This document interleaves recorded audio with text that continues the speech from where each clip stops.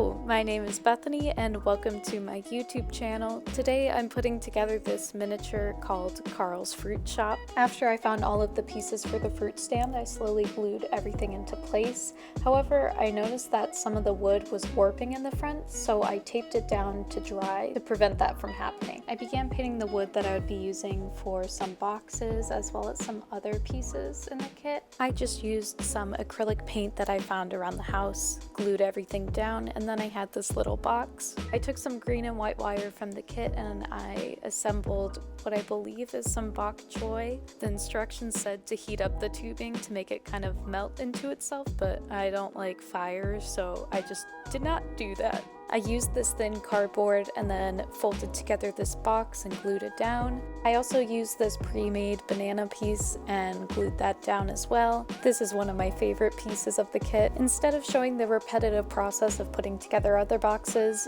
here are the finished products. Then I began the really long and arduous process of putting stems into little beads to make fruit. And again, not going to show you that whole process because it took actually hours. And I didn't even end up using all of them, which kind of sucks. Like the bananas, I glued down this pre-made apricot piece. After the glue dried overnight, I took off the tape that I used to keep the wood from warping. I just kept these clips in here because I found it super satisfying. I then began folding and cutting out some leaves for turnips. That took forever. And I glued 2 leaves to each plastic piece that came in the kit and ended up with 3 turnips. I then started putting together a box to put the turnips in and lined it with paper. Like all the other things in the kit, this was very repetitive. I painted some stems onto these eggplants, cut them, and glued them down into this box. After this, I began painting this piece of rope that I actually untied and flattened, and I glued down 3 pieces of it to line this box and put some of the fruit with the stems that I made earlier into it. Following this, I took this box pattern, cut out a piece of mesh, and began folding it to assemble this box. I cut out a piece of wire and then very poorly formed it to match. This is probably one of the hardest things in the kit that just kind of didn't end up looking the best. Just gonna ignore it, look away. It just isn't cute. So after that, I began folding and putting together a box, another box, believe it or not, and I put finally everything that we made onto the fruit stand. Now let's move on to other pieces of the kit. Know how I mentioned unwrapping and flattening a rope at the beginning of this video? This is that rope. So I took it, I wound it around another small box, and then wrapped that same rope around this wire brim to make a very beautiful basket. I put some paper into it and then glued down these half beads that looked like watermelon and ended up with one of my other favorite pieces of the kit. I repeated this process except with cylindrical baskets, stuffed those with paper again, cut out some leaves, and then put some fruit that I made earlier on top of it to look like they were filled. I took these pre-painted wood pieces, assembled the box, glued down some carrots, and did the same thing with other varying types of fruit, as you can see. While I show you those pieces, I also want to say I'm not a professional at doing this. I am just a college student who discovered making miniatures via TikTok. So if I can do it, you can do it. I cut these foam pieces out and then glued these down to make, I believe, some sort of grapes. Oh my gosh, this is my favorite part of the entire process, was cutting out these kiwi slices. I saran wrapped these with some clear plastic and did the same thing with these other little beads. I cut out those foam pieces that I mentioned earlier to make some raspberries. I then unwound some more rope, lined another box with it, and ended up with this as the final product. Finally, we get to actually assembling another piece of furniture. I popped out some wood pieces and then assembled a frame. I decided to not show the process on camera, but after this, I painted these wooden pieces and wrapped some paper around them to make them look like little fruit stands. I glued down all of the fruit that I made earlier and repeated the process with another smaller fruit stand. I actually glued some paper onto this one to make it look a little more decorated. Ended up with this. I then got started on yet another fruit stand, exciting, I know, and I put together a little bit of a base and ended up with this. I sanded it to give it more of a worn look and added on some paper and gold detailing as well as this little black piece of paper in the center. Then I got started making some of the items that would be placed on top of this last fruit stand. I started off by assembling a scale. If I ranked the items that I did the poorest job on, it would probably be this scale right after that mesh fruit basket, mainly because look, it's crooked. I ended up fixing it later, but that's not the point. Anyways, I started making this roll of saran wrap. It was kind of a pain, mainly because I realized that I put too much extra glue on it. In the end, I decided to just roll up the entire roll completely instead of having this extra tail end out. Because of community guidelines, I am making a kitchen utensil. Nothing suspicious here. Then I got started making a couple of bottles. I cut up this red wire into little discs and then put them into the two jars themselves, and I cut off the top of the cork. Then I glued a couple of labels onto each bottle, one on the top and also on the side. Then I went ahead and glued down everything I had just made, the scale, a cutting board, which all I did was paint, a handkerchief, which I folded and glued off camera, as well as a bottle that we put together, and a kitchen utensil, the saran wrap, as well as a few pieces of fruit with all the different colors. Next up on our list, we have the tiny cash register stand. I started off by putting together this rectangle and then glued on these frames to the sides.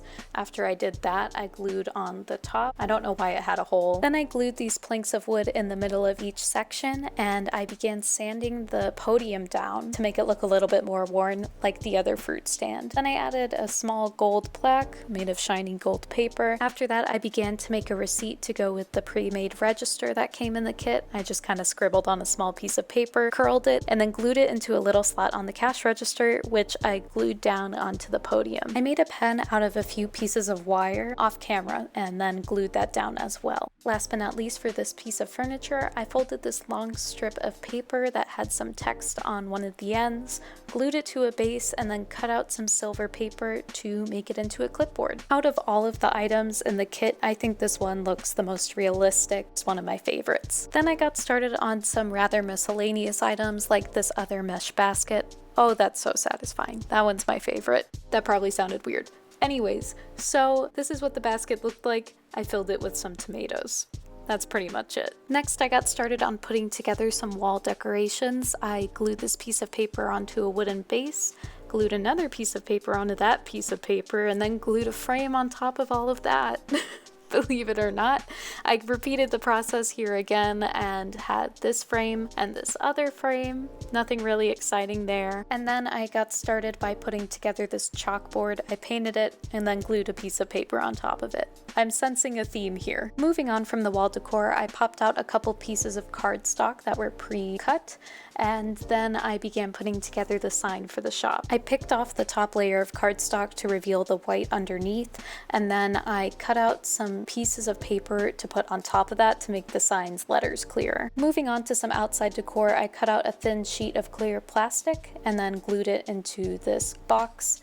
After that, I began gluing various small pieces of paper to this one, pasted it into the box, and then folded that all together and topped it off with this other piece of plastic to create a newsstand. Then I made 3 smaller bags, put it into one bigger bag, and cut out some rope handles for it. A brief intermission for making another frame. Now, moving on to a trellis, I sanded it to give it another worn look and then added some gold handles that I bent and a shelf. After that, I began to make a few items to put on that shelf. I glued together various beads to make an oil lamp and then glued on a couple of items that I made before. Now, moving on to some plants, I folded and cut out these symmetrical leaves and glued 2 on either end of a green wire. After that, I twisted a bunch together and put them into this textured bead. Then I started making a flower bed that will hang outside the window. I cut up some grass and twisted it around itself until it made this tiny sprout. And then I took my tweezers and I kind of messed it up a little bit to make it look like this. After that, I crinkled up some brown paper for dirt and made some handles out of gold wire. After that, I took some small pieces of wood and created a wooden pallet. Finally, on to actually making the walls and the structure of the house. I started off by gluing gluing some wallpaper to each side of this exterior and interior facing wall. I began to add some extra details like this yellow strip of paper at the top. Then I glued 2 pieces of wood together, used binder clips to keep the wood from warping, and glued them to each side of the wall. I decided to do this because there is this little piece of stone decorated paper and it makes this effect of having a pillar wrap around the side of the building. I did this on another part of the wall as well. After that, I cut out this piece of wood graph paper. It kind of has the texture of real wood, and I added this border to the bottom part of each of the walls. Now for the windows, I popped each frame out of this piece of wood. It came pre-cut, but it did not come pre-painted, so I did that myself with some more acrylic paint. As you can see here, I took a piece of clear plastic and I sandwiched it between 2 identical pieces to create a seamless window. Then I took the smaller window and glued it so it was propped open a little bit. To be honest, this window kind of reminds me of the window in Wizards of Waverly Place. Like, I feel like this miniature has that vibe. No? Okay, maybe it's just me. So I took some stone pattern paper and glued it to its corresponding wood planks to create these stairs and walkway. Onto the door, I popped out these pieces and they kind of fit onto each other like a puzzle piece to make the door look more intricate. I used my jewelry pliers and I curved this gold wire into a U shape. Then I took 2 gold eyelets, I believe that's what they're called, and glued everything into place, including the door frame. After that, I took these 2 curvy pieces of wood, glued them together, and they fit perfectly on top of this wall. I think it turned out great. I added some more textured paper to this wall and then got started on gluing down the actual base.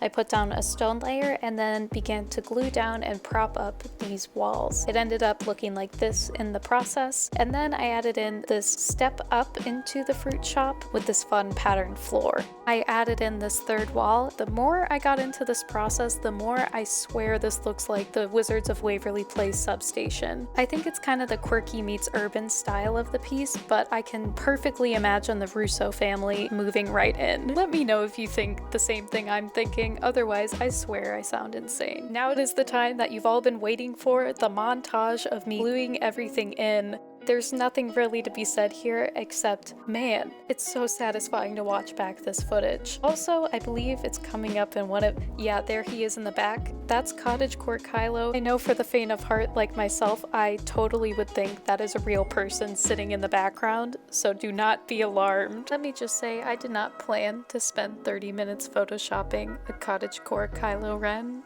but yet I did.